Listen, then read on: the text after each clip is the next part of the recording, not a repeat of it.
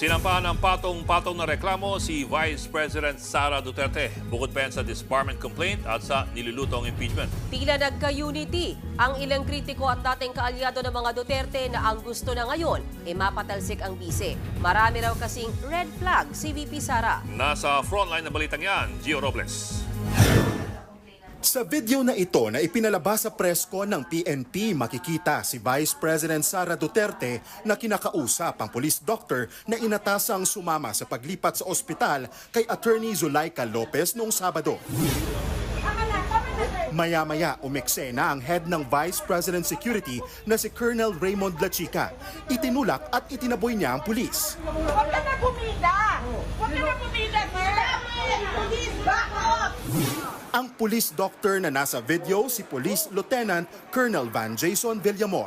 Nagsampa siya ng reklamong direct assault, disobedience to authority at grave coercion laban kay VP Sara, Colonel Lachica at ilan pang tauhan ng OVP. Hindi po namin inaasahan na magiging ganon ang kahihinatnan in the performance of our duties and then naging ganon pa. Nobody is above the law. Kung meron paglabag, ay ating sasampahan ng kaso. Nauna nang naghain ng sabina laban sa bise para makapagpaliwanag sa umano'y grave threats at posibleng paglabag niya sa anti-terror law. Nag-ugat yan sa pagbabanta ni VP Sara na kapag pinatay raw siya ay may nakausap na siyang papatay rin kina Pangulong Bongbong Marcos, First Lady Liza Araneta Marcos at House Speaker Martin Romualdez. Pinipilit na lang talaga nila na gawa ng kaso yung mga remarks ko. Natatawa ako sa violations on the anti-terrorism law. Hindi actionable ang maghabilin ka. Walang active threat kung hindi ako mamatay. Walang mali doon. Walang illegal doon.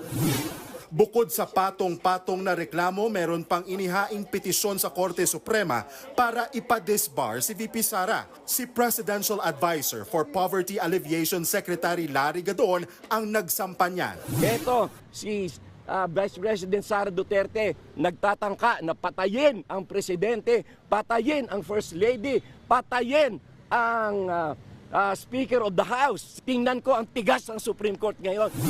Dating kaalyado ng mga Duterte si Gadon pero nagsisisi na raw siya ngayon. Napaka-immature. Kulang na kulang sa statesmanship. At saka hindi siya nag-aaral. She is totally detached from reality. Mag-resign siya. Dahil sinisiguro ko, siguradong-sigurado ako na sa next Congress, siya ay i-impeach. Meron pang isang anonymous sender na sumulat sa SC para hilingin ang disbarment ng bise. Ang Department of Justice ipinauubaya na yan sa Korte Suprema, lalo't may nakabinbin na ring disbarment case laban kay Inday Sara nang manuntok siya ng court sheriff noong mayor pa siya sa Davao City. Buwelta naman dyan ni VP Sara. Lahat na. Babanatan natin siya. Tingnan natin dito kung saan yung tatama. Sanay kami sa ganyan ang mga politiko. So, ibig sabihin, hindi ka na nasa stress sa ganyan. May asunto na, may disbarment complaint at may isasampa pa raw na impeachment complaint. Kabilang dyan si dating senador at kilalang kritiko ng mga Duterte na si Antonio Trillanes IV. Dapat na raw mapatalsik si VP Sara. Siguro naman, nakikita naman ng mga kababayan natin, lahat ng mga dangers, mga red flags, yung unfitness ni Duterte, kailangan matanggal ito sa pwesto. Nakita nyo ba? Sabi ko, may topak eh. Nakarating na rin kay Madam Vice President ang planong impeachment at ang sagot niya. I can always try na mag-impeachment. If I get impeached, then that is my end. Tapos. Nagbabalita mula sa Frontline, Gio Robles, News 5.